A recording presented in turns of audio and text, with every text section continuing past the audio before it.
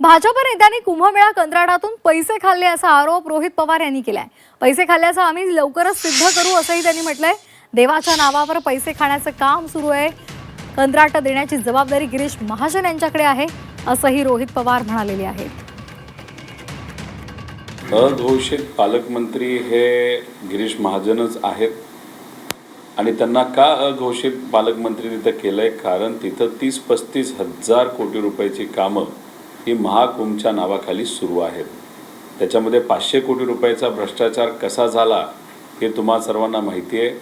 महाजन साहेबांच्या जवळच्याच लोकांनी तिथं टेंडर हे मॅनेज केले, टेंडर घेतले आणि त्याच्यातून काही प्रमाणात आर्थिक लाभसुद्धा झाला। महाजन साहेबांच्या आसपासच्या अनेक लोकांना आर्थिक लाभ तिथं झालेला आहे, कारण का तिथं सगळी जी कामं महाकुंभच्या नावाखाली दिली जातात ते महाजनांनाच पूर्णपणे त्या ठिकाणी जबाबदारी आहे।